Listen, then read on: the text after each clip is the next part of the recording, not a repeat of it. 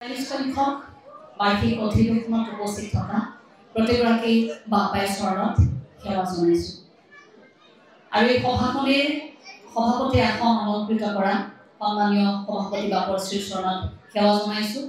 আমাৰ মাজত আহি উপস্থিত হোৱা শ্ৰীমন্ত শংকৰদেৱ সংঘৰ সন্মানীয় যুটীয়া সম্পাদক দেৱাঞ্জন বৰা বাবুকে প্ৰমুখ্য কৰি গোলাঘাট জিলা শাখাৰ সভাপতি সম্পাদক দুগৰাকী বাপ, দৈয়াং আঞ্চলিক শাখাৰ সভাপতি সম্পাদক দুগৰাকী বাপৰ চৰণত সেৱা জনাইছোঁ। মঞ্চত উপস্থিত থকা আসন গ্ৰহণ কৰা প্ৰতিগৰাকী জ্যেষ্ঠৰ চৰণত সেৱা জনাইছোঁ। লগতে আপোনালোক প্ৰতিগৰাকীৰ চৰণত সেৱা জনাই আমি আমাৰ দায়িত্ব পালন কৰিবলৈ আগবাঢ়িছোঁ।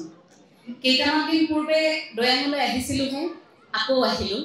এইবাৰৰ সৈতে মোৰ 3বাৰ আৰু বা কিমানবাৰ আহিবলগীয়া আছে। প্ৰথমবাৰ অকণমান এলাহে কৰিছিলোঁ, তেখেতলোকক কৈছিলোঁ যে কেইটামান দিন হৈছেহে মই গৈ অহা, আকৌ যাওঁ, কিন্তু তেখেতলোকৰ কথা পেলাব নোৱাৰিলোঁ। আপোনালোকৰ আশীৰ্বাদ ল'বলৈ আকৌ মই নিজৰ অনুষ্ঠান বুলিয়ে কৈছোঁ, যিহেতু শ্ৰীমন্ত শংকৰদেৱ সংঘৰ এগৰাকী সংগী, গতিকে শ্ৰীমন্ত শংকৰদেৱ সংঘৰ অনুষ্ঠান আমাৰ নিজৰ অনুষ্ঠান। গতিকে সেই অনুষ্ঠানটিত অংশগ্ৰহণ কৰিবলৈ পোৱাটো আমাৰ বাবে সৌভাগ্যৰ কথা। মই আজি ইচ্ছা কৰি এইখিনিৰ পৰা আঁতৰি নাহোঁ বুলি ভাবিছিলোঁ। যে এইবাৰ অন্তত ভাবক যে চাকৰ মানুহ আহি কথা ক'লে কিমান অসুবিধা হয়, সেই বুলিয়ে ভাবিছোঁ ফুলৰ মাজে মাজে চকু ওলাই থাকিলেও এইখিনিতে কম। কিন্তু উপায় নাই, আপোনালোক যিহেতু তলত আসন গ্ৰহণ কৰিছে, আপোনালোকে ডিঙি মেলি থকাতকৈ মই অকণমান আগ্ৰহী দিছোঁ। প্ৰতি খোজে প্ৰতি এই কথাটো লাজ পাই আহিছোঁ। অসমৰ প্ৰতিখন মঞ্চত চুটি চাকৰ বুলি মানুহগৰাকী অনুমান নকৰে, টিভিত দেখোঁতে বা মোবাইলত দেখোঁতে ভাবে ওখ ডাঙৰ ছোৱালী এগৰাকী। গতিকে সেই ক্ষেত্ৰত সেই অনুভৱটো কৰিয়ে হয়তো চাগে ইমান চাকৰ বুলি তেওঁলোকে নাভাবে বাবে এই পীড়াখনৰ ব্যৱস্থা নাথাকে। নিউজ পঢ়োঁতে মোৰ বাবে এখন পীড়া থাকে।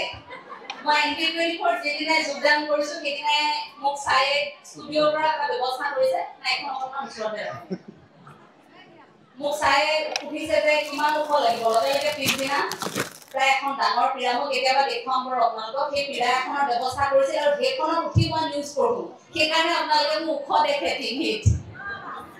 আচল কথাটো সেইটোহে।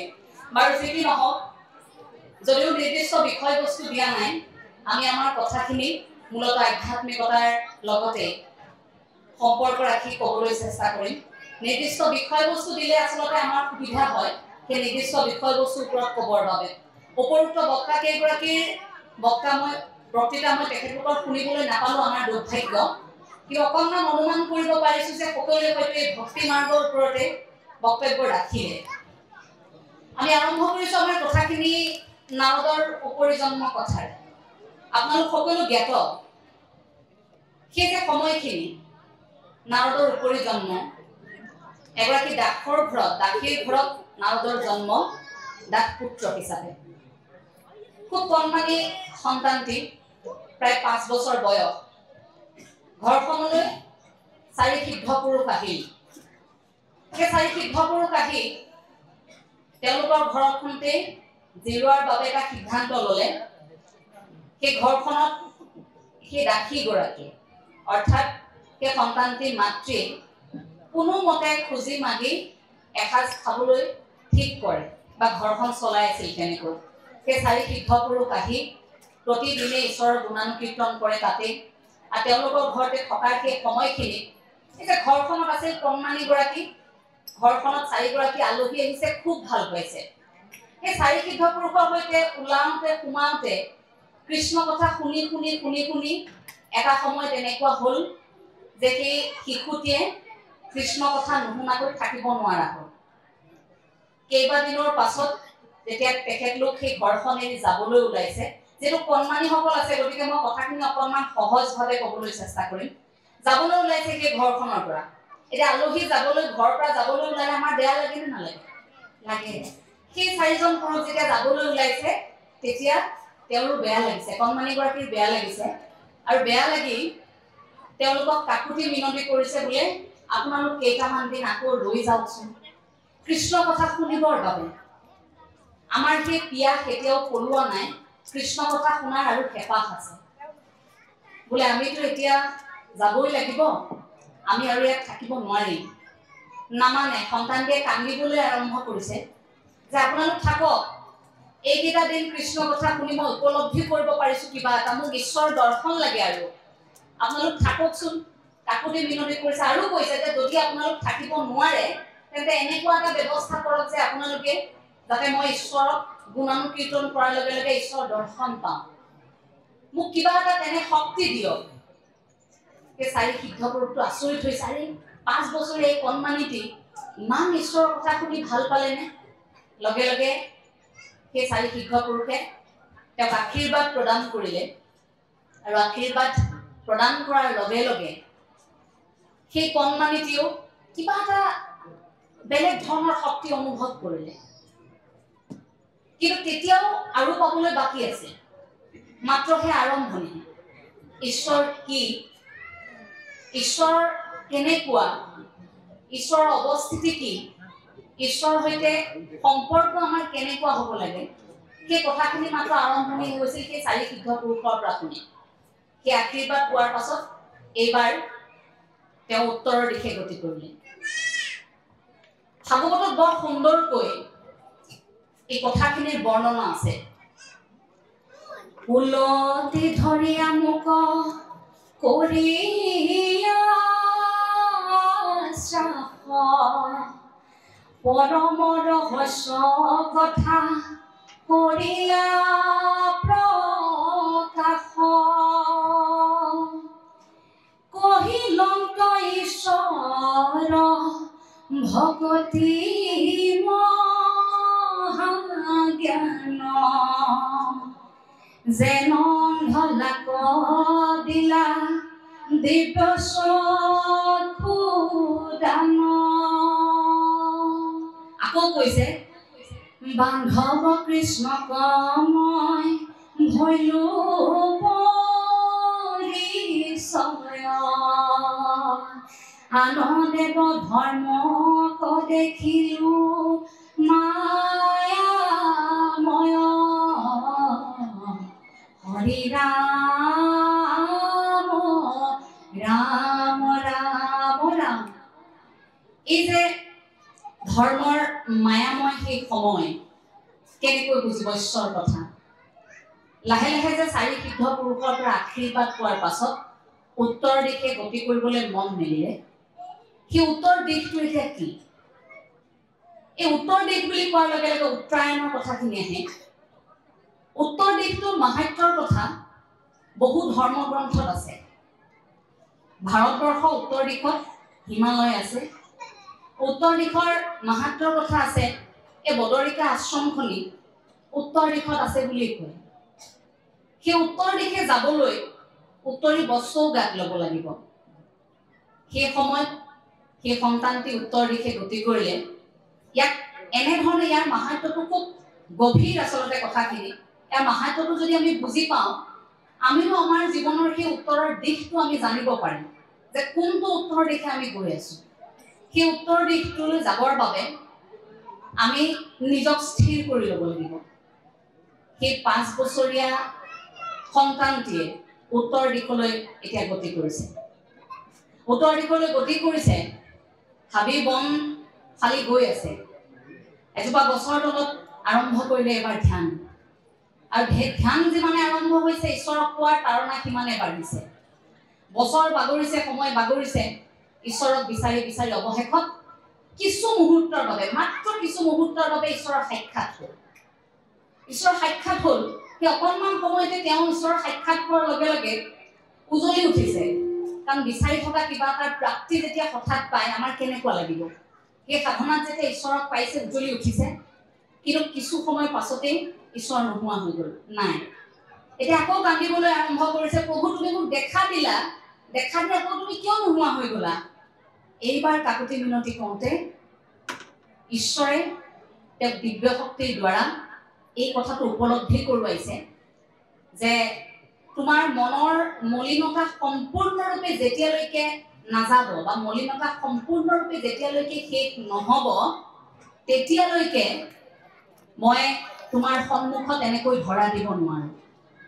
তুমি যিমানখিনি সাধনা কৰিছিলা যেনেকৈ মোক কামনা কৰিছিলা মই সিমানখিনিলৈকে তোমাক দেখা দিলো কিন্তু এতিয়া তুমি সম্পূৰ্ণ ৰূপত মোক যেতিয়া বিচাৰিবা অৰ্থাৎ সেই সাধনাটো ইমান আমাৰ সেই সাধনাটো ইমান বেছি এনে ধৰণৰ হ'ব লাগিব যে ঈশ্বৰ প্ৰাপ্তিৰ বাবে যে ঈশ্বৰক আমি যেনেকৈ বিচাৰিছো ঈশ্বৰে আমাক সেই ৰূপেহে ধৰা দিব গতিকে ঈশ্বৰে সেই কথাটি ক'লে যে মোক যিমানৰ বাবে বিচাৰিছিলা তোমাৰ সেই সাধনা অনুসৰি মই সিমানখিনি সময়ৰ বাবে দেখা দিলো কিন্তু ইয়াৰ পাছত মই এটা উপায় কম যে পাৰিষদীয় তনু হিচাপে তুমি যেতিয়া এই দেশ ত্যাগ কৰি জন্ম লাভ কৰিবা তেতিয়া তুমি হবা নাৰদ আৰু তেতিয়াই তুমি মোৰ সংগ লাভ কৰিবা মই তোমাৰ কাষতে থাকিম আৰু তেনেকৈ সেই নাৰদৰ জন্ম এই কথাখিনি যেতিয়া ব্যাপক কৈ আছে নাৰদে এই কথাটো উপলব্ধি কৰোৱাইছে ব্যাপক যে চাও মই মোৰ সেই জন্মটো ত্যাগ কৰাৰ পাছত মই লাজ নকৰি ভয় নকৰি ঈশ্বৰৰ গুণানুকীৰ্তন কেৱল গাই ফুৰিলো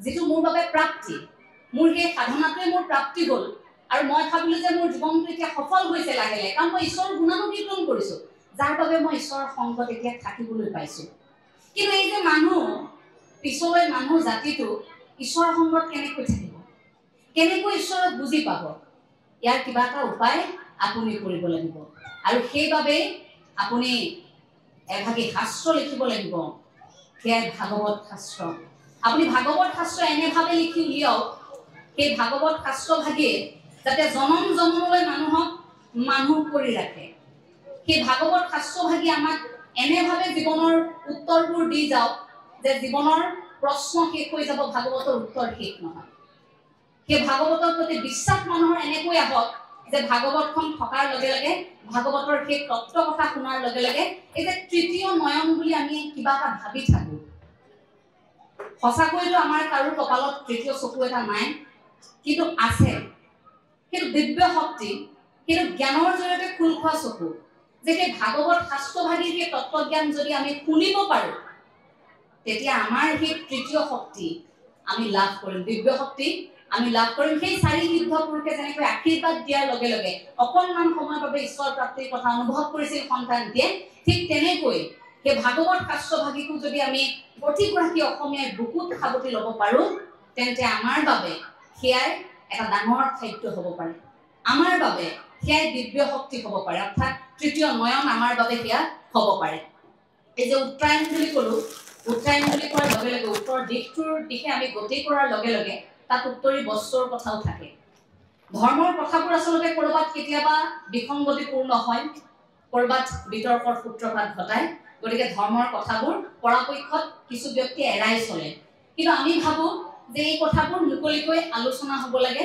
কথাবোৰ খোলাকৈ পাতিব লাগে এই উত্তৰায়ণ বুলি কওঁতে উত্তৰী বস্ত্ৰ আপুনি উদাহৰণ হিচাপে চেলেংখনৰ কথা আপুনি চাব পাৰে এই যে আমি তাত চেলেংখন লওঁ চেলেংখনৰ কিয় এটা বাহু উলিয়াই এটা বাহু ঢাকি লোৱা হয় ইয়াৰোতো কিবা এটা কাৰণ আছে নিশ্চয় চেলেংখনটো আমি দুইটা বাহু ঢাকিও ল'ব পাৰিলোহেঁতেন কিন্তু সোঁফালেৰে হাতৰ তলেৰে আনি বাওঁফালেৰে ঢাকি এটা কাণ ঢাকি কিয় লোৱা হয় ইয়াত ভক্তি মাৰ্গৰ প্ৰভু ভগৱন্ত ঈশ্বৰে ভক্তি মাৰ্গৰ উপস্থাপন কৰোঁতে এয়া উল্লেখ আছে বহু গ্ৰন্থত যে সোঁ বাহুটোত ভক্তি মাৰ্গৰ কথাখিনি আৰু বাওঁ বাহুটোত মায়া মাতৃৰ কথাখিনি এই কথাখিনি উপস্থাপন কৰিছিল যে মায়াক ঢাকি ৰাখি ভক্তি মাৰ্গক উপস্থাপন কৰা যে যেতিয়াই সেইবাবে গাত চেলেংখন ল'বলৈ আৰম্ভ কৰা ব্যক্তিগৰাকী ঈশ্বৰৰ গুণানুকীৰ্তন কৰিবলৈ আৰম্ভ কৰা ব্যক্তিগৰাকী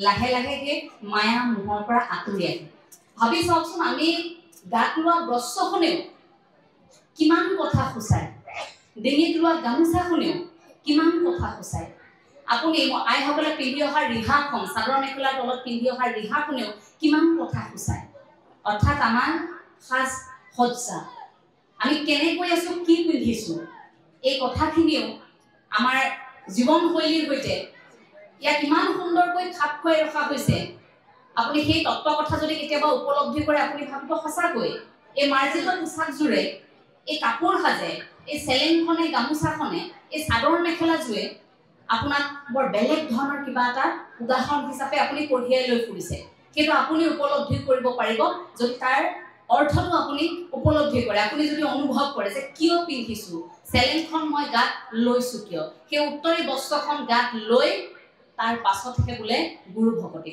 নহলেতো মানুহে লং পেন্ট পিন্ধিও গায়ন বায়ন প্ৰদৰ্শন কৰিলেহেঁতেন নহলেতো মানুহে লং পেন্ট পিন্ধিও ভাগৱত ব্যাখ্যা কৰিলেহেঁতেন আমিও এনেকুৱা অনুষ্ঠানলৈ আহিলে লং পেন্ট পিন্ধি আহিলোহেঁতেন কিন্তু নাহো কিয় তাত আধ্যাত্মিকতাৰ কথা থাকে নাহো কাৰণ উত্তৰ দিশে গতি কৰিবলৈ আপুনি মই এতিয়া প্ৰতিশ্ৰুতিবদ্ধ যে আমি সেই আধ্যাত্মিকতাৰ ভিতৰত থাকি ভক্তি মাৰ্গৰ কথাবোৰহে এতিয়া আমি আঁকোৱালি লওঁ এই যে ভাগৱত শাস্ত্ৰভাগী সৃষ্টিৰ আমাৰ বহু কাহিনী আছে আপোনালোকে জানে প্ৰথমে যে কোনো মানুহে মানুহ হিচাপে উপলব্ধিৰ মূল তত্ত্বটো ভাগৱত শাস্ত্ৰভাগীতেই পাব যে গোটেই ভাগৱত শাস্ত্ৰভাগী পাঠ আৰু ব্যাখ্যা যদি কোনো লোকে শুনিছে আমাৰ কিয় সৌভাগ্য হোৱা নাই হয়তো সেইগৰাকী জীৱনৰ বাবে সেই ব্যক্তিগৰাকীৰ জীৱনৰ বাবে সেইটোৱে হয়তো আটাইতকৈ শ্ৰেষ্ঠ কাম হয় এতিয়া শাস্ত্ৰ কথা শুনিলেও বা আধ্যাত্মিকতাৰ এনে অনুষ্ঠানত আপোনালোকে কথা শুনিলেও সেই কথা যদি হৃদয়ঙ্গম নকৰে বুকুত যদি কঢ়িয়াই নিব নোৱাৰে তেন্তে সেই কথা মিছা হৈ পৰে যদি আপোনালোকে ইয়াত বহি আছে কিন্তু ইয়াত বহি থকা এই 500 জনৰ ভিতৰত মাত্ৰ 10 জনেহে কথা শুনিছে বুকুত লৈছে সেই 10 জনৰ বুকুত সেই কথাখিনি সোমাব বাকি এই 490 জন ইয়াত এনেই বহি থকাহে হ'ব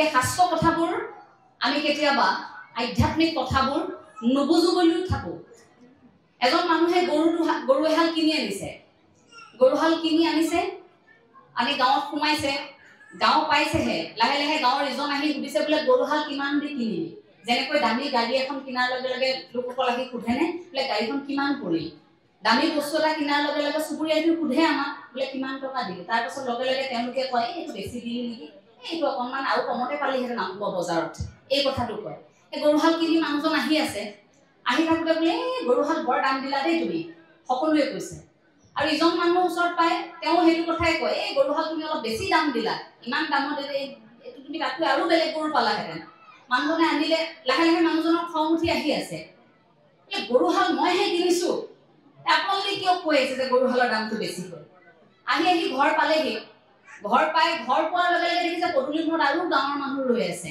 সেই কথাটোকে ক'বলৈ বুলি গৰুহাল বেছি দাম দিলি ইফালে ইজনৰ খং চুলি আগ পাইছেগৈ গৰু কিনিছো মই দাম বেছি হৈছে বুলি কৈ আছে তেওঁলোকে কেলে দাম বেছি হৈছে বুলি কৈছে তাৰ পাছত তেওঁ লগে লগে কৈছে মানুহজনে কৈছে আৰু যে আপোনালোক কোনোবাই ইয়াত থকা কোনোবাই যদি ক'ব পাৰে যে গৰুহাল মই বেছি দাম দি আনিছো যদি মোক বুজাব পাৰে মই যদি কথাষাৰ বুজি পাওঁ তেন্তে মই গৰুহাল আপোনালোকক দিম যদি যুক্তিৰে মোক বুজাব পাৰে যে মই গৰুহাল বেছি দাম দি আনিছো তাৰ পাছততো তেওঁ মানুহগৰাকীয়ে কথাটো শুনি আছে ভিতৰৰ পৰা খালে খালে মানুহজনে কি কৰে দেখোন কথাত লাগি এতিয়া গৰু হেৰুৱাব আহি পাই লগে লগে তেওঁ কামত কৈছে কি কৰে আপুনি হে গৰুহাল ইমান দাম দি কিনি আনিছে আকৌ কিয় কৈছে এইবোৰ ইমান টেঙৰ মানুহ আছে কোনোবাই আপোনাক যুক্তি দি গৰু লৈ যাব গম পাব কাজিয়া কৰিবলৈ আৰম্ভ কৰিছে তেতিয়া আকৌ লাহেকে মানুহজনে কৈছে হক দিয়া ৰবা তেওঁলোকে বুজাই থাকক মই নুবুজিলেই হ'ল সেই মানুহজনে সেই কথাটো ফেমেৰি পাতি ধৰিছে যে তেওঁলোকে মোক বুজাই থাকক মোৰ যুক্তিটো সেইটোৱেই যে বুজাই থাকক মই নুবুজিলেই হ'ল সেই কথাষাৰ তেতিয়া কৈছে যে আমাৰো মনত কেতিয়াবা তেনেকুৱা থাকে যে আমি যিমান বুজাই থাকক আমি নুবুজিলেই হ'ল গৰু যুক্তি দি থাকক মই নুবুজো মোৰ নুবুজিলে কোনোবাই মোক বুজাব নেকি এনেকুৱা আকৰ্ষণ এটা স্বভাৱ প্ৰতিগৰাকী মানুহে থাকে আমাৰো থাকে তেনেকুৱা স্বভাৱ যে আমাক ক'বলৈ চেষ্টা কৰি থকা হৈছে কৈ থকা হৈছে আমি বুজা নাই নুবুজো নালাগে বুজাব আমাক সেই আকৰ্ষণ স্বভাৱটোৱে আমাক কেতিয়াবা ক'ৰবাত স্থিমিত কৰি দিয়ে সেইবাবে আমি বুজাৰ প্ৰয়োজন পৰাৰ অৰ্থাৎ আমি যে বুজিব লাগে কথাবোৰ কেতিয়াবা আলোচনা কৰিব লাগে তাৰ প্ৰয়োজনীয়তা কিন্তু আছে সেই কাহিনীটো সেইবাবে উল্লেখ কৰিলো বিমান বৰা বাপে বৰ সুন্দৰকৈ এই কাহিনীটো এখন গ্ৰন্থত তেখেতে লিখি উলিয়াইছিল আৰু সেই কথাষাৰৰ পৰা আমি উপলব্ধি কৰিব পাৰো যে ঈশ্বৰ প্ৰাপ্তিৰ বাবে আপোনাক বুজাবৰ বাবে আনে নহয় বুজাব লাগিব আপুনি আপোনাৰ মনটোৰ দ্বাৰা গতিকে এই মনটোক আপুনি কেনেকৈ নিয়ন্ত্ৰণ কৰিব মনুষ্য জীৱনটো আমি লৈছো এটা আত্মা কঢ়িয়াই ফুৰিছো সেই আত্মাক নিয়ন্ত্ৰণ কৰাটো ডাঙৰ কথা মই ক'ব বিচাৰিছো আৰম্ভণিতে সাধনাৰ কথা এতিয়া সাধনা কেই প্ৰকাৰ যদি আপুনি ভক্তি মাৰ্গৰ সাধনাৰ কথা কয় তেন্তে ক'ব লাগিব কৰ্ম মাৰ্গৰ কথা কৰ্ম মাৰ্গ ভক্তি মাৰ্গ আৰু জ্ঞান মাৰ্গ গতিকে তিনিটা মাৰ্গ আমি এটা আনটোৰ পৰিপূৰক বুলিও ক'ব পাৰোঁ ভক্তি মাৰ্গটো এৰাই চলিলে আপুনি জ্ঞান মাৰ্গেৰে যাব নোৱাৰিব জ্ঞান মাৰ্গটো এৰাই চলিলে আপুনি কৰ্ম মাৰ্গেৰে যাব নোৱাৰিব কাম কৰি আছে কিন্তু জ্ঞান অৰ্জন কৰিবৰ বাবে নহয় তেন্তে সেই কৰ্মমুখী বাটটোৰে গৈ থাকোঁতেও যদি জ্ঞান অৰ্জন কৰিবৰ বাবে আপুনি অকণমানো সময় থমকি ৰোৱা নাই তেন্তে সেই বাটটো বিফল হয় যদি ভক্তি মাৰ্গটোৰ দিশে আপুনি যোৱা নাই তেন্তে কেৱল কৰ্ম মাৰ্গটোত আপুনি জিলিকি থাকিব নোৱাৰে গতিকে তাত ভক্তি মাৰ্গ কৰ্ম মাৰ্গ আৰু জ্ঞান মাৰ্গ সাধনাত এই তিনিওটা দিশ আমি যদি শিকিবলগীয়া আছে তেন্তে সেয়া জগতগুৰু শ্ৰীমন্ত শংকৰদেৱ গুৰুজনাৰ পৰা শিকিবলগীয়া আছে জগতগুৰু শ্ৰীমন্ত শংকৰদেৱ গুৰুজনাই এই তিনিটা মাৰ্গ প্ৰতিটো তেখেতৰ গুৰুজনাৰ প্ৰতি বৰ্ণনাত গুৰুজনাৰ প্ৰতি সৃষ্টিৰাজিত প্ৰতি অৱদানত খুব সুন্দৰভাৱে বিশ্লেষণ কৰি থৈ গৈছে গতিকে তিনিটা মাৰ্গৰ উপলব্ধি আমাৰ বাবে খুব জৰুৰী এই তিনিটা মাৰ্গৰ উপলব্ধিহে আপোনাক মানুহ কৰিব এই তিনিটা মাৰ্গ আমি প্ৰতিগৰাকী উপলব্ধি কৰিব লাগিব কাম কৰিছোঁ ঠিকেই কিন্তু কামৰ অন্তৰালত কিবা ব্যক্তিগত স্বাৰ্থহে বেছিকৈ ৰাখিছোঁ নেকি এই কথাটো অনুভৱ কৰিব লাগিব যে ব্যক্তিগত স্বাৰ্থটো কৰবাত উফৰাই সমাজমুখী ধাৰাটোত আমি আপুনি মই কেতিয়া আগবাঢ়িব পাৰিম কেতিয়া নিস্বাৰ্থভাৱে নিজক দাঙি দিব পাৰিম সমাজৰ আগত নিস্বাৰ্থভাৱে কিবা এটা কাম কৰিব পাৰিম য'ত আপোনাৰ ব্যক্তিগত স্বাৰ্থৰ এটাও গুণ নাথাকিব এটাও বিন্দু নাথাকিব হয়তো খুব কম থাকে তেনে মানুহ আপুনি ময়ো ক'ব নোৱাৰোঁ নিজক যে আমাৰ ব্যক্তিগত স্বাৰ্থ নাই বুলি ব্যক্তিগত স্বাৰ্থ থাকিবই কিন্তু মনত ৰাখিব লাগিব সেই ব্যক্তিগত স্বাৰ্থটোক আমি কিমান প্ৰাধান্য দিছোঁ এই সাধনাত এই কথাষাৰো এটা সংযুক্ত হৈ আছে বুলি আমি অনুভৱ কৰোঁ তাৰ পিছতে আহিলে আমি সাধনা ঠিকেই কৰিছোঁ আমি যিহেতু মানুহ এতিয়া আমিতো খাদ্য খাব লাগিব কি খাদ্য খাম আমি যে মানুহ হৈ আছোঁ প্ৰতিদিনে আমি কিবা এটা খাই অনুষ্ঠানলৈ ওলাই আহোঁ প্ৰতিদিনে কিবা এটা খাই গোটেই দিনটোৰ বাবে থাকোঁ নিশালৈ কিবা এটা খাই শুই পৰোঁ খাম কি গতিকে আধ্যাত্মিক ক্ষেত্ৰত যদি আপুনি চাই আপোনাৰ খাদ্যাভ্যাসতো আপুনি তিনিটা দিশ আপুনি মনত ৰাখিব পাৰে যে মোৰ প্ৰথম খাদ্য হ'ব মানসিক খাদ্য উদৰৰ খাদ্য আধ্যাত্মিক খাদ্য বা আত্মাৰ খাদ্য এই তিনি খাদ্য প্ৰতিগৰাকী মানুহকে প্ৰয়োজন আছে উদৰৰ খাদ্য প্ৰতিগৰাকী জীৱ জন্তুৱেও খায় আমি যিবোৰ সততে খাই থাকোঁ মানসিক খাদ্য আৰু আত্মাৰ খাদ্য এয়া আন জীৱকুলে খাব নোৱাৰে আমি জীৱশ্ৰেষ্ঠ বুলি কৈ থাকোঁ মোৰ এটা প্ৰশ্ন থাকে এইখিনিতে আমি যে নিজকে কৈ থাকোঁ আমি জীৱশ্ৰেষ্ঠ কিন্তু কথাষাৰ ভাবি চাবচোন বাকী জীৱই সেই কথাবোৰ উপলব্ধি কৰিব পাৰে নেকি এই গৰু ছাগলী বাকী যে জীৱবোৰ ঘূৰি ফুৰে পৰুৱা পক্ষী এই পশু পক্ষী জীৱবোৰে কেতিয়াবা আমাক কৈছে নেকি যে তোমালোক শ্ৰেষ্ঠ মানুহ শ্ৰেষ্ঠ জীৱ শ্ৰেষ্ঠ উপাধিটো আমি আমাক নিজেই প্ৰদান কৰাৰ উপাধি মানুহে নিজক নিজেই জীৱ শ্ৰেষ্ঠ বুলি কোৱা আন জীৱকুলে আমাক জীৱ শ্ৰেষ্ঠ বুলি কোৱা নাই আমি শ্ৰেষ্ঠ কাৰণ ঈশ্বৰে আমাক সেই ভাৱনা কৰিব পৰা এটা শক্তি দিছে চিন্তা কৰিব পৰা এটা শক্তি দিছে বিবেচনা কৰিব পৰা এটা শক্তি দিছে তাৰ বাবে আমি কিছু পৃথক যাৰ বাবে আমি সকলোৱে অনুভৱ কৰোঁ যে আমি ক'ৰবাত জীৱশ্ৰেষ্ঠ গতিকে জীৱশ্ৰেষ্ঠ যদি আমি হৈছোঁ এই উদৰৰ খাদ্যৰ সমান্তৰালকৈ আমি সেই প্ৰথমৰ যিটো মানসিক খাদ্য আৰু শেষৰ যিটো আত্মাৰ খাদ্য অৰ্থাৎ আধ্যাত্মিকতাৰ খাদ্য সেই খাদ্যটো কিন্তু আপোনাক মোক লাগিব আত্মাৰ খাদ্য অৰ্থাৎ আধ্যাত্মিকতাৰ খাদ্য আপুনি আপোনাৰ ঘৰখনত পাব সেই খাদ্য আপুনি ৰান্ধিব নালাগে সেই খাদ্য বুটলি আনিলেই হ'ল আপোনাৰ ঘৰখনৰ চৌপাশে থাকিব সেই চৌপাশে ঘূৰি ফুৰা আপোনাৰ সেই আধ্যাত্মিক খাদ্য প্ৰতিগৰাকী আয়ে বুটলিব জানিব লাগিব প্ৰতিগৰাকী বাপে বুটলিব জানিব লাগিব আৰু সন্তানে সেই খাদ্যও খাবলৈ শিকিব লাগিব যে এয়া আমাৰ আধ্যাত্মিকতাৰ খাদ্য আজি এনেকৈ আছোঁ আমি একেলগে এটা অনুষ্ঠানত অংশগ্ৰহণ কৰিছোঁ ইয়াত যদি গুৰুবাদ্য প্ৰদৰ্শন হয় আধ্যাত্মিক খাদ্য আধ্যাত্মিক এটা অনুষ্ঠান আপোনালোকে একেলগে গুৰু কথা শুনিছে আধ্যাত্মিক খাদ্য আৰু গুৰু কথা শুনাৰ লগে লগে মনটো ভাল লাগিছে সেয়া মনৰ খাদ্য অৰ্থাৎ মানসিক খাদ্য যদি মানসিক খাদ্য নাখায় তেন্তে মানুহ দুৰ্বল হৈ যায় শৰীৰৰ দুৰ্বলতাই আপোনাক বিচনাত পেলাই ৰাখিব কিন্তু মানসিক দুৰ্বলতাই আপোনাৰ মনটোকে হত্যা কৰি পেলাব এই যে শ্ৰম বুলি কওঁ আমি শাৰীৰিক শ্ৰম আৰু মানসিক শ্ৰম যিটো মানুহ সভ্যতাৰ আৰম্ভণিৰ পৰাই আছিল সেই শ্ৰম বুলি কোৱাৰ লগে লগে তাৰ আৰম্ভণিত সেই মানসিক কথাষাৰে আহে যে মানসিক শক্তি মানসিক শ্ৰম আপুনি শাৰীৰিক শ্ৰম কৰি থাকিব পাৰিব যেতিয়ালৈকে মনৰ জোৰটো থাকিব কিন্তু মনৰ জোৰটো যদি নাই মনৰ শক্তি নাই যিমান শৰীৰত বল থাকিলে আপুনি সেই কাম কৰিব নোৱাৰে গতিকে সেই মানসিক খাদ্যটো প্ৰতিগৰাকীয়ে উলিয়াব জানিব লাগিব যে ক'ত আমি মানসিক খাদ্য পাওঁ গতিকে খাদ্যৰ সেই তিনিটা অন্তত আমি ভাবো যে আমাৰ চাৰিওফালে থকা সেই খাদ্যবোৰ বুটলি কাটলি আনি আমি খাব জানিব লাগিব খুৱাইছো কি সন্তানক হে আমি শিকিব লাগে কুন্তিৰ পৰা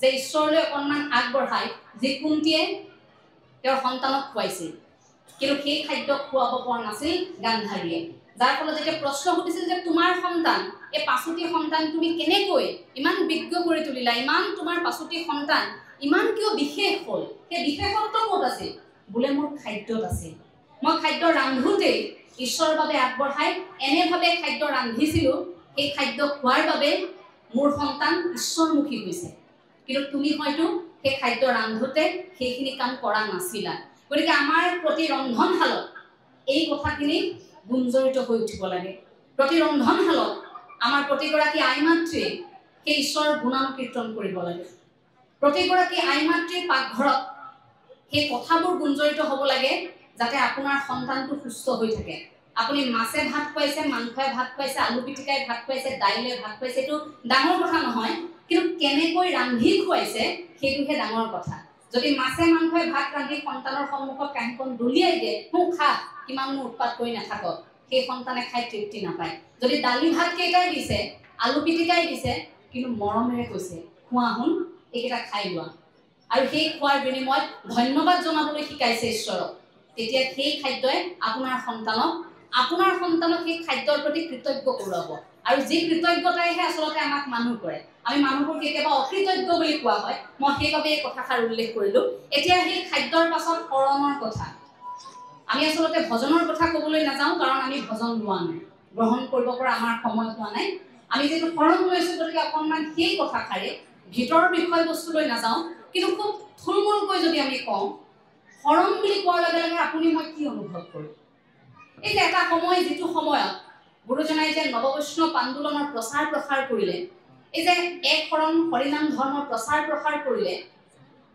সেই প্ৰচাৰ প্ৰসাৰ কৰাৰ আৰম্ভণিত গুৰুজনাই কি পদক্ষেপ গ্ৰহণ কৰিছিল মানুহক একত্ৰিত কৰি ঈশ্বৰমুখী কৰিবৰ বাবে প্ৰথমে শৰণৰ ব্যৱস্থা কৰিছিল যে প্ৰথমে শৰীৰৰ শৰণ প্ৰথমে কঢ়িয়াই ফুৰা শৰীৰটো এই শৰীৰটোৰ শৰণ ল'ব লাগিব এই শৰীৰটো যেতিয়ালৈকে কৃতজ্ঞ হৈ ঈশ্বৰৰ ওচৰত আমি দিব নোৱাৰিম যেতিয়ালৈকে মোৰ শৰীৰ মোৰ কথা মোৰ এয়া মোৰ সেয়া বুলি অহং এটা ভাৱ লৈ ফুৰিম তেতিয়ালৈকে আমি শৰণ ল'ব নোৱাৰোঁ গতিকে ঈশ্বৰৰ ওচৰত শৰণ ল'বৰ বাবে প্ৰথম কথা হ'ল এই শৰীৰৰ শৰণ এই কঢ়িয়াই ফুৰা শৰীৰটোৰ শৰণ লোৱা শৰীৰৰ শৰণৰ পাছতহে মনৰ শৰণ মনটোৱে স্বীকাৰ কৰিব লাগিব ঠিক আছে শৰীৰৰ শৰণ হ'ল এবাৰ মনৰ শৰণ আমাৰ মনৰ শৰণ নহয় বহু লোকৰ শৰীৰৰ শৰণ টানি টুনি হৈ যায় আহে কোনোমতে কোনোলোকে টানি টুনি আনে ক'ৰবাত বহে অনুষ্ঠানটি চালে অকণমান সময় নামঘৰত যেনে তেনে বহি থাকিলে আৰু বোলে প্ৰসংগ শেষ হ'লে উঠিম আৰু দেই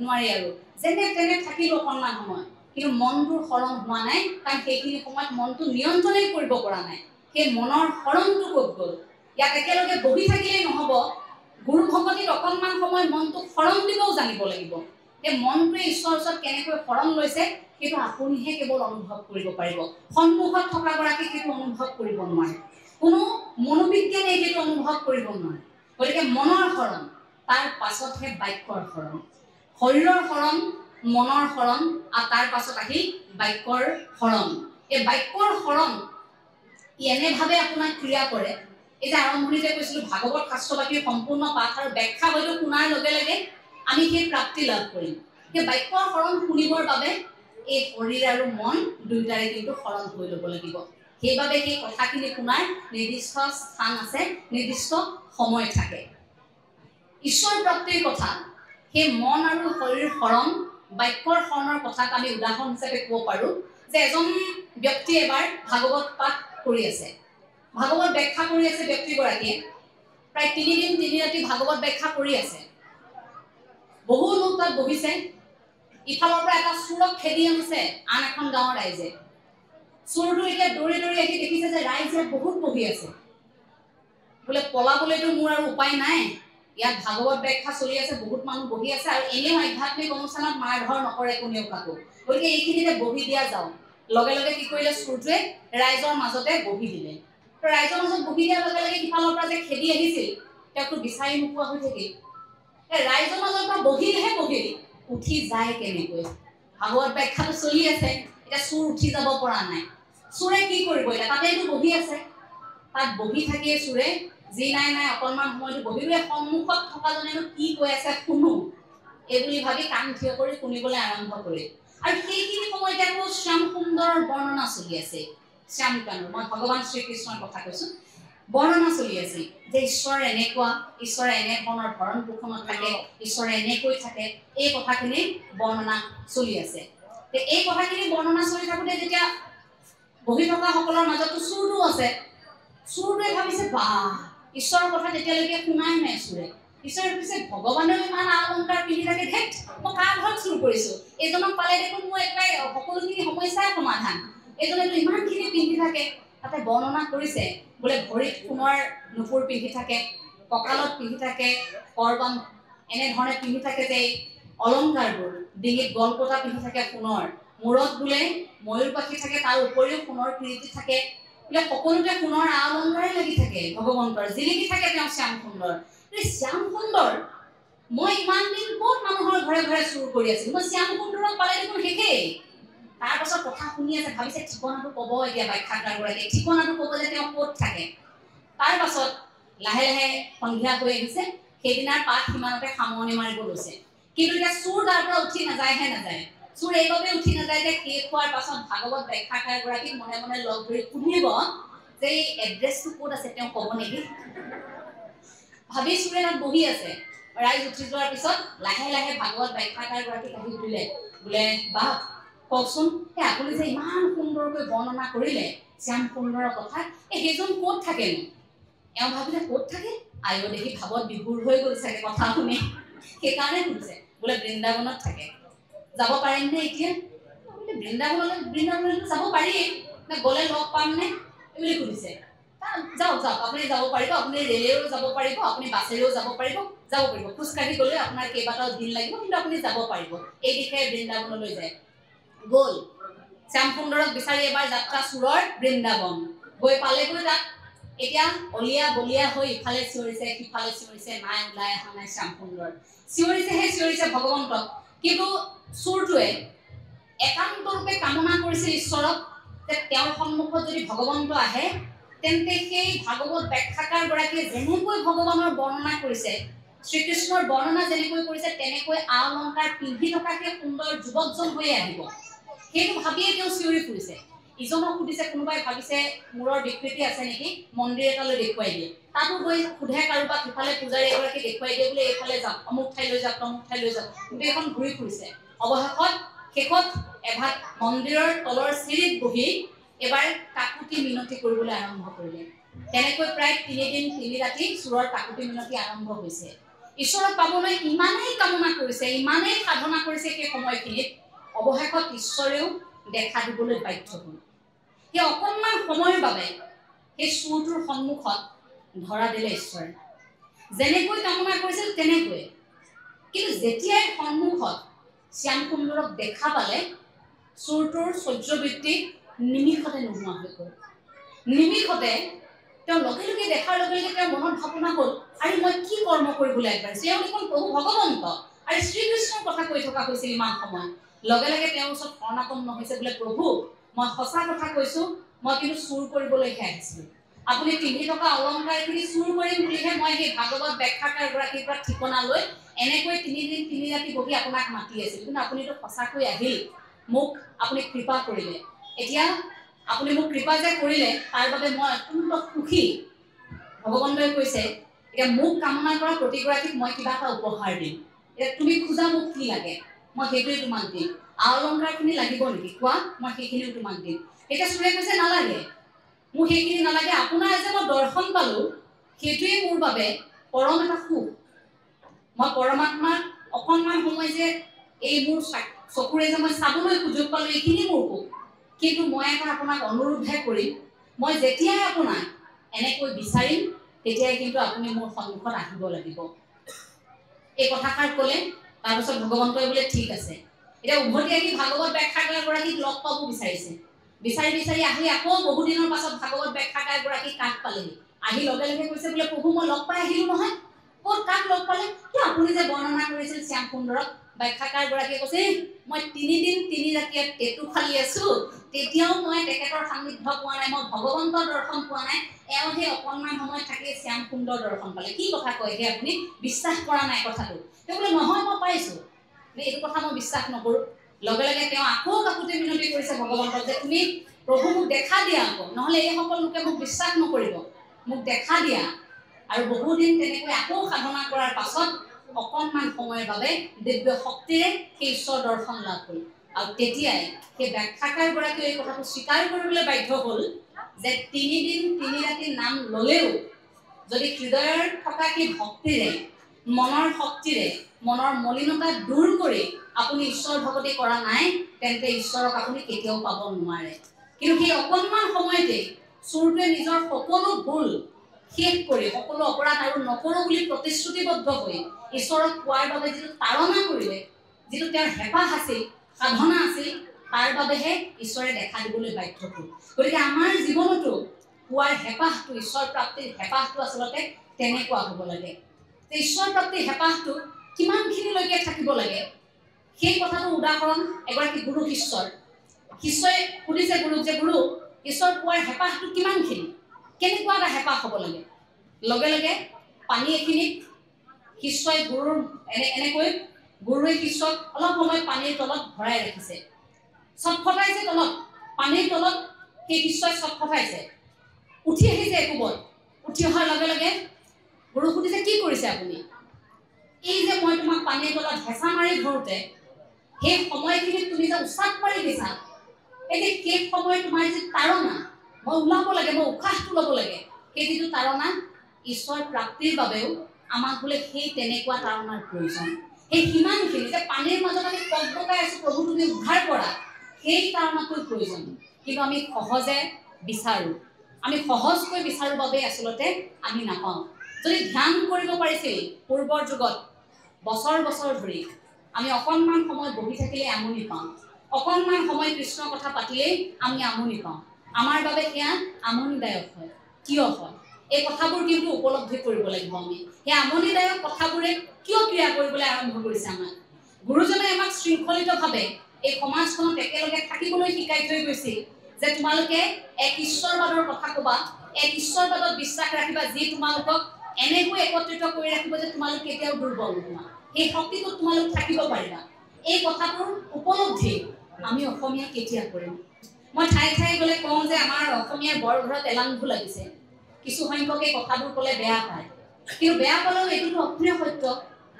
আমি আমাৰ পৰম্পৰা, আমি আমাৰ জাতীয় কাম কাজবোৰ, আমাৰ যিবোৰ গুৰু ধৰ্মৰ কাম, ক'ৰবাত আমি সেই কামবোৰ লাহে লাহে এৰাই চলিছো নেকি?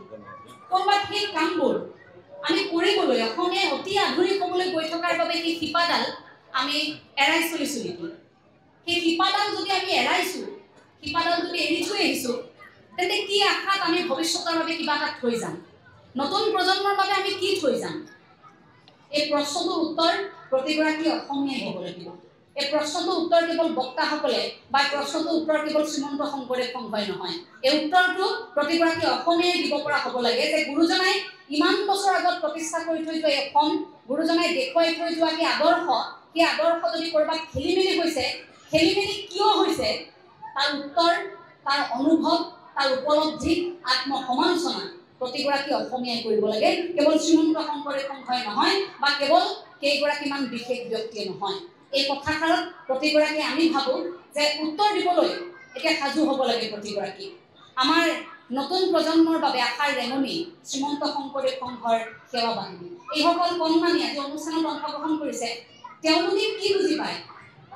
ঈশ্বৰ প্ৰাপ্তিৰ কথা এইসকল কণমানিয়ে হয়তো এতিয়া অনুভৱ কৰিব নোৱাৰে, কিন্তু তেওঁলোকেতো গুৰুজনাৰ বৰগীতটো শুনিছে, তেওঁলোকেতো এই গানিকাজৰ বিষয়ে গম পাইছে, তেওঁলোকেতো ভাওনাখনৰ বিষয়ে গম পাইছে, তেওঁলোকেতো গম পাইছে যে নাম প্ৰসংগ কেনেকৈ হয়, কেনেকৈ নাম লয়, কেনেকৈ হৰি নাম উচ্চাৰণ হয়, এই কথাবোৰতো তেওঁলোকে গম পাইছে।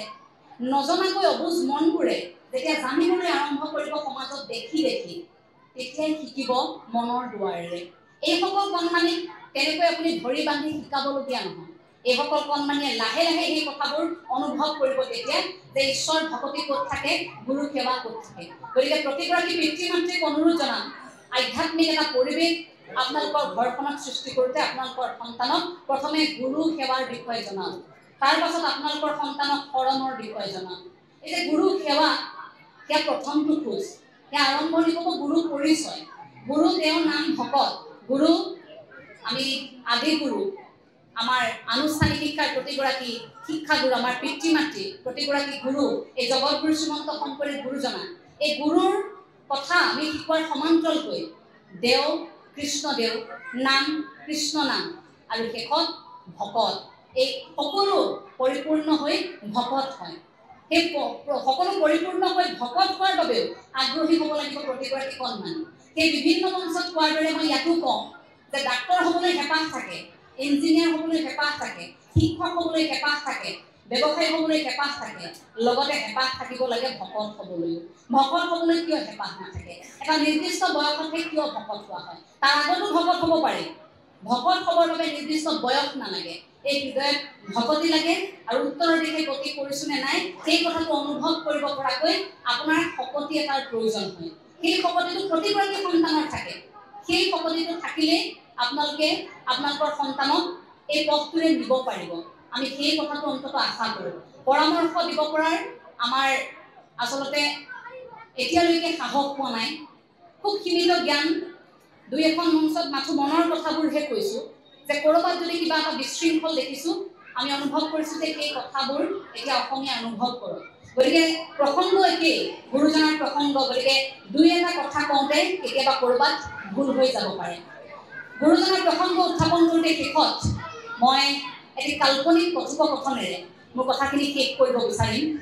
কাল্পনিক কথোপকথনটো আচলতে জগতগুৰু শ্ৰীমন্ত শংকৰদেৱ গুৰুজনা আৰু শেক্সপিয়েৰৰ।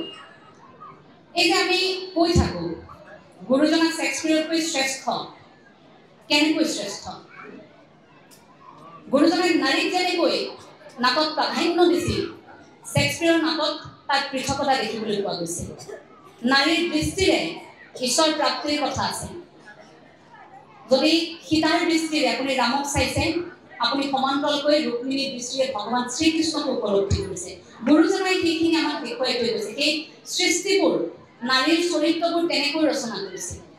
গতিকে গুৰুজনাৰ সৃষ্টিৰ আজি পৃথকতা, সেয়া কোনো সাহিত্যিকৰ সৈতে, কোনো ব্যক্তিৰ সৈতে কেতিয়াও তুলনা নহয়। কিয় শ্ৰেষ্ঠ? শেক্সপিয়েৰতকৈ জগতগুৰু শ্ৰীমন্ত শংকৰদেৱ গুৰুজনা। এইটো 2014 চনতে মই সামাজিক মাধ্যমত এই কাল্পনিক কথোপকথনটো পাঠ কৰিছিলোঁ, যিটো আচলতে সকলোৱে খুব সুন্দৰকৈ আঁকোৱালি লৈছিল। সেই কাল্পনিক কথোপকথনটি মই অকণমান আজি পুৰণি সোঁৱৰি পাঠ কৰিব বিচাৰিছোঁ জগতগুৰু শ্ৰীমন্ত শংকৰদেৱ গুৰুজনাৰ শ্ৰীচৰণত। আপুনি এবাৰ অনুভৱ কৰক যে সঁচাকৈ যদি গুৰুজনা আৰু শেক্সপিয়েৰে কেতিয়াবা লগ হয়, তেন্তে কি কথা পাতিব পাৰে, কেনেকুৱা কথা পাতিব পাৰে দুয়োগৰাকী। সেই কাল্পনিক কথোপকথন অকণমান পাঠ কৰিছোঁ। গুৰুজনাৰ শ্ৰীচৰণত এক কাল্পনিক কথোপকথন, শেক্সপিয়েৰ আৰু জগতগুৰু শ্ৰীমন্ত শংকৰদেৱ গুৰুজনা। প্ৰথমে শেক্সপিয়েৰে কৈছে, আপুনি মোক তুমি বুলি সম্বোধন কৰিব। মই বহু সৰু আপোনাতকৈ। আপোনাৰ মৃত্যুৰ সময়ত মোৰ বয়স মাত্ৰ 4 বছৰ। মই আচৰিত হওঁ এজন ব্যক্তিৰ জীৱন কালত কিদৰে সম্ভৱ ইমানবোৰ সৃষ্টি। এতিয়া শংকৰদেৱে কৈছে, তথাপিও তোমাক বিশ্বই জানে। তোমাৰ বাবে দেশে আয়োজন কৰে opera, Hamlet, Macbeth, Othello, King Lear, Julius Caesar আৰু কত কি। শেক্সপিয়েৰ, নাই তেনে কথা নাই। মইতো কেতিয়াও আপোনাৰ দৰে নৃত্য, গীত, কাব্য, ভাওনা, অনুবাদ, চিত্ৰশিল্পী তথা সমাজ সংস্কাৰক নাছিলোঁ কোনো কালে। আপোনাৰ সৰ্বশ্ৰেষ্ঠ সৃষ্টি এক সনাতন ধৰ্ম, যাগ যজ্ঞ বলি বিধান তান্ত্ৰিকতা সহস্ৰ ঈশ্বৰৰ সলনি মাথো এক ঈশ্বৰৰ প্ৰতি হৃদয় উৎসৰ্গা আৰু সত্ৰসমূহ য'ত ব্ৰহ্মচাৰ্যৰ লগতে সংস্কৃতিৰ চৰ্চা সঁচাকৈ আপুনি মহাপুৰুষ আপুনি যুগ নানক তেতিয়া শংকৰদেৱে কৈছে মই হতাশ হওঁ মোৰ ধৰ্মৰ মাহাত্য নিজ ভূমিতে অৱহেলিত নামঘৰবোৰো ভাগ ভাগ মই নামঘৰৰ সৃষ্টি তাৰ বাবে কৰা নাছিলোঁ মই বুদ্ধদেৱৰ আত্মশুদ্ধিকৰণৰ কথা সমাজক বুজাইছিলোঁ ঈশ্বৰৰ পৰা পৃথক হ'ব কোৱা নাছিলোঁ মাথো সত্যাৰ বিনিময়ত আশীৰ্বাদ বিচৰাটো যে মহাপাপ মই সেয়া বুজাইছিলোঁ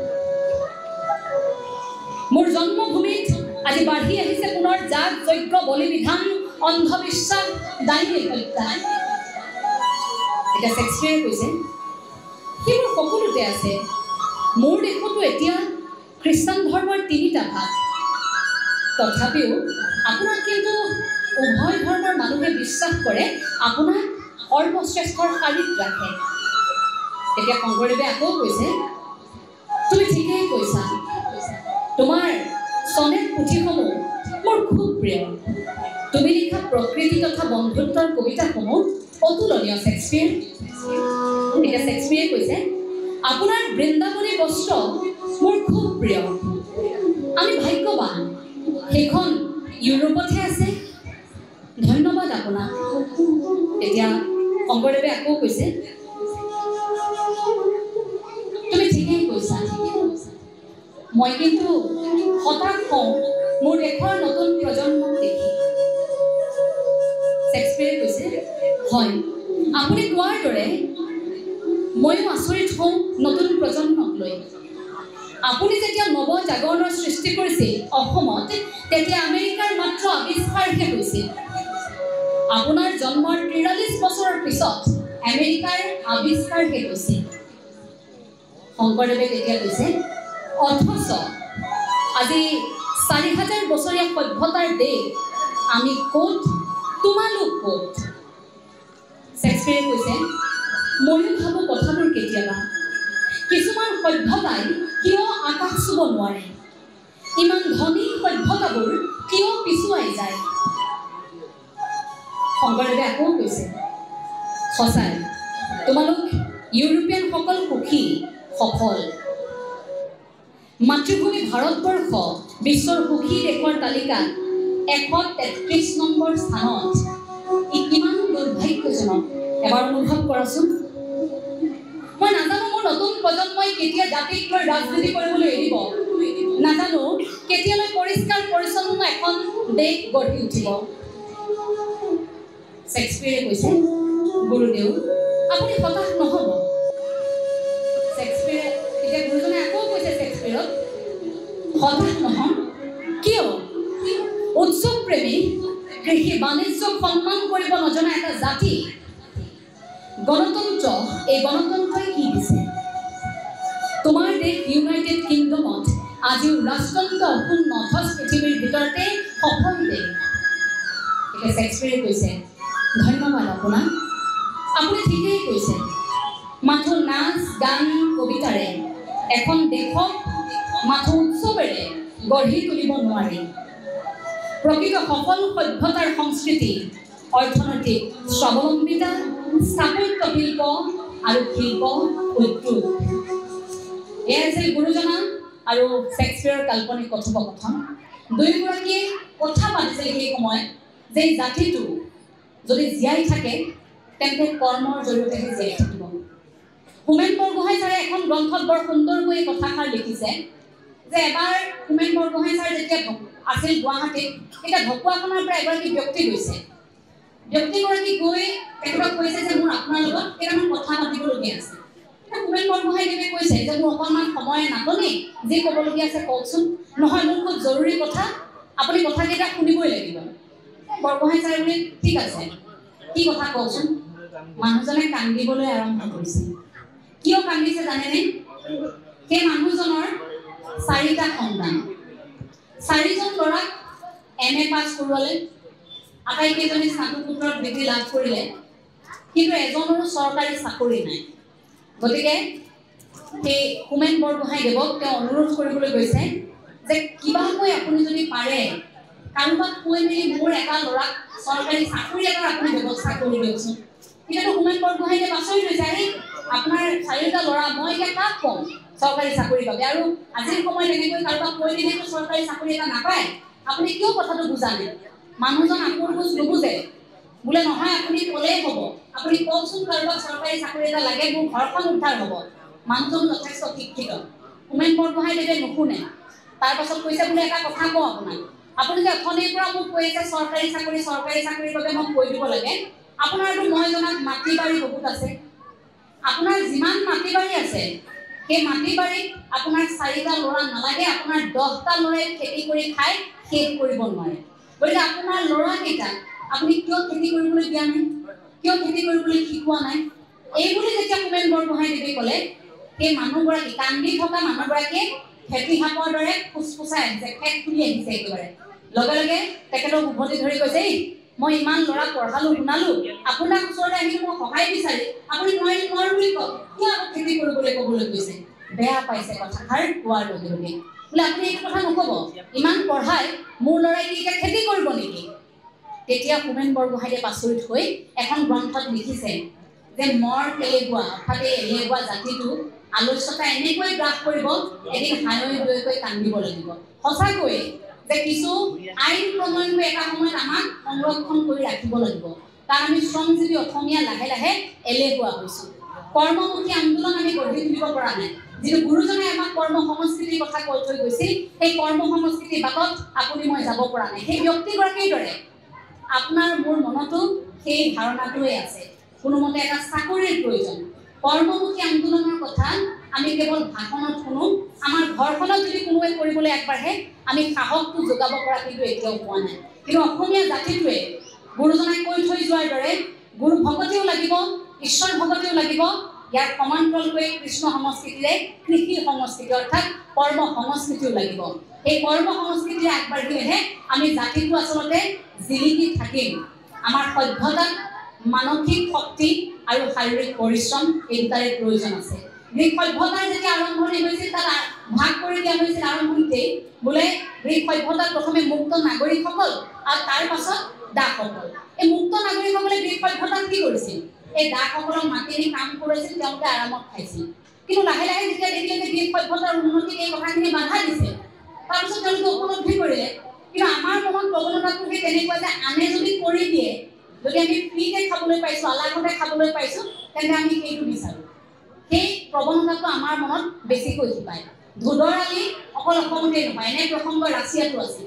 ৰাছিয়াতো এটা সময়ত কি কৰিছিল, সামৰিক বাহিনীত ডেকাসকল নাযায়, ডেকাসকল যাবলৈ এলাহ কৰিছিল আৰু সেইবাবে মঠসমূহতকৈ সন্ন্যাসী হোৱাৰ মন উলিয়াইছিল। কিন্তু তেতিয়া মহাপিতাৰকে কি কৰিছিল, এই মঠসমূহ নিয়ন্ত্ৰণ কৰিছিল। সন্ন্যাসী যাতে কোনো হ'ব নোৱাৰে, সামৰিক বাহিনীত যাবই লাগিব, তেনে নিয়ন্ত্ৰণ কৰিব পৰা কিছু পদক্ষেপ গ্ৰহণ কৰিছিল। কিন্তু আপোনাক মোক নিয়ন্ত্ৰণ কৰিব কোনে? আঁচনিৰ পাছত আঁচনি ওলাইছে, আপোনাক মোক দুৰ্বলহে কৰিছে। কৰ্ম সংস্কৃতিৰ বাটেৰে যদি আমি যাব বিচাৰিছোঁ, তেন্তে কেতিয়াবা ক'ৰবাত আলাসতে পোৱা বস্তু উফৰাবলৈও অসমীয়াই শিকিব লাগিব।